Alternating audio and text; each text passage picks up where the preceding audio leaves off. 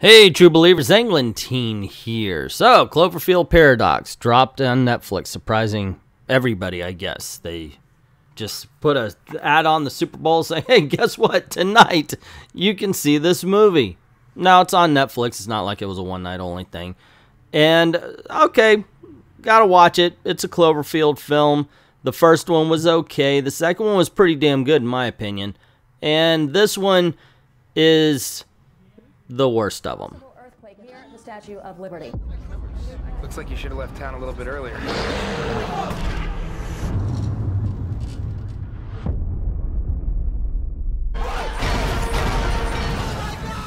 For those of you who haven't seen it yet, it's about basically a space station. You got an international cast, all top-notch players, mind you. Everybody here does a great job. The problems with this movie are not in the acting. It is acted the fuck out of it. Seriously, they do very well. Not a problem. The problem's in the story and some of the direction and some of the choices made that just makes what should have been an interesting Twilight Zone episode into what ends up being just an average movie. At this point, I'm going to say spoiler alert. Watch it, come back. It's on Netflix. If you have Netflix, you know, that's the possibly the best thing it has going for it is the fact that it was released on Netflix and not in the theaters. Having said that, there's just hardly any way to talk about this film without talking about some sort of spoiler or another. So, once again, if you haven't seen it, be aware.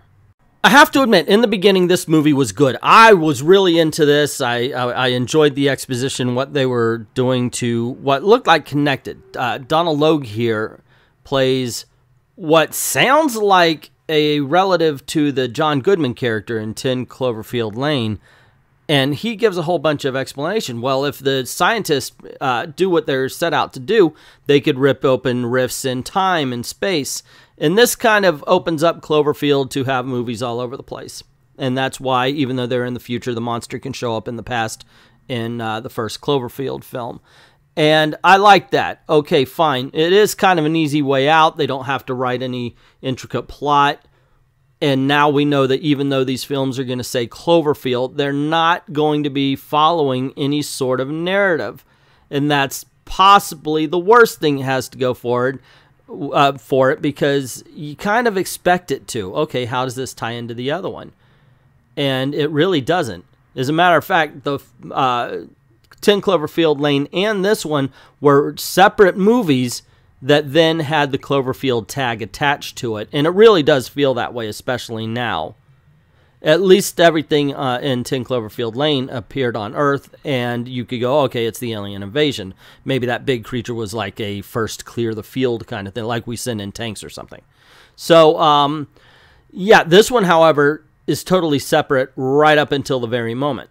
Because these guys, they're setting off this, I forget what they call it, and I'm not going to look it up.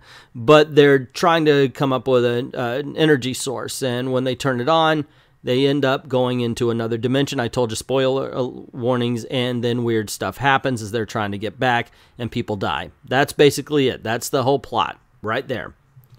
And so, yeah, once again, it's a movie that was made before it was even called Cloverfield. One frustrating element, in my opinion, is the fact that if I were to describe certain scenes to you, it would sound awesome. There's a guy who, when everything is shifted, and when they go into this new dimension, there are two dimensions at work. So we have a character from one dimension switch over to their ships, yada yada. One guy has a whole bunch of worms shifted into his body. I'm not going to tell you which, because, okay, don't want to spoil it. It is awesome. It's fun to watch. So there's a lot of really cool scenes. It just doesn't come together properly. And I think part of the problem is it's so front heavy with characterization that when it finally comes time to the big reveal and the big third act, it really does just fall flat, and it feels ultimately worthless. It's like it builds up everything. It builds up so many plot lines. It builds up so many different ideas that really don't have a true payoff. And, oh my gosh, I so wanted the payoff because, once again, the first half, awesome. I want to see where this goes.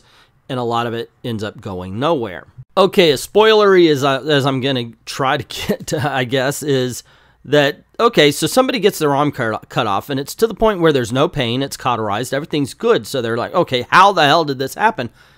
And then the arm shows up, and it's crawling around by itself. Okay, so what in this dimension allows it to crawl around in itself? Because even if they're not selling like this is some sort of mystical or bizarre dimension where this kind of thing can happen, but here you have basically the Thing from Adam's Family running around. It's like, how is this possible? Don't ask, because they're not going to tell you. And the spoiler is that you know it's a white guy. Oh my goodness. The weird thing is I actually enjoyed it more than I'm letting on. It's just I can't recommend it to you guys. I really can't. I'm sorry. Like, I have fun with it, but I see the big flaws. And the flaws are so freaking huge that while I enjoyed it, I can't say, hey, you should see that Cloverfield. Because as soon as I say that, all credibility is out the window. That is, I mean, it's as bad as somebody saying that Batman Annual #2, written by Tom King last year, was not a good book. All credibility out the window after you say something like that. Don't you think? Wink, wink. Okay, so here's another big problem I had with it. And then I'm probably going to let this review end, because you know now what I felt. Liked it, can't recommend it. Let's talk about Shang-Chi. Okay, beautiful woman. You would think I'd be like, hey, they got her in this, you know, she's a hot Asian girl from Crouching Tiger, Hidden Dragon, House of Daggers, Memoirs of a Geisha. Great actress. I don't know what her character's name is, but it should be Chewbacca, because she only speaks Mandarin in the entire movie. In the entire movie, she only speaks Mandarin, and everybody else speaks back to her in English, which means she understands English, so why isn't she speaking English? Okay, well, maybe if she's a commander, maybe they don't have to. I don't know. But point being is, for the audience, she is Chewbacca. She says something in Ni Hao Ma, okay, and, well, I am doing fine, thank you. And it's totally Chewbacca. They turned Shang-Chi into Chewbacca. And she looks, as you can see, nothing like Chewbacca. And no, I'm not against her speaking Mandarin or anything like that. It's just toss out a few English phrases so we know you speak the language, and that's why you're understanding everything. It just seems ridiculous the way they're using it in, I don't know, like I said, Chewbacca. Here's the rest of the trailer.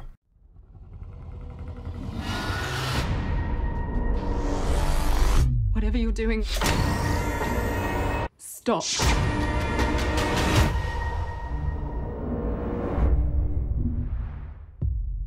So there you go, kids. What'd you think? Did you see it? Did you like it? Did you hate it? Or were you like me, where you went, yeah, entertaining, but wow, not good, not good. The fact that it's free on Netflix, seriously, well, I don't know, free because you pay for Netflix, but point being is you're not going out to a theater to pay for it, really helps it. Let me know what you think in the comments below. Also, if you like this video, you want to see more, click like, share, subscribe to see more. Don't forget to hit subscribe if you haven't done it. If you have, everybody just hit that notification bell. Make sure that bell is rung. That's basically what I'm getting at. Also, this is the way I make a living. This is my only job. So if you don't mind, head on over to Patreon, help support, put a $1 in the till, helps keep the lights on and help us keep making videos like this. Like, thank everybody who's already done that, and to everyone, all of the true believers who are stopping to believe in Cloverfield, thank you very, very much for watching.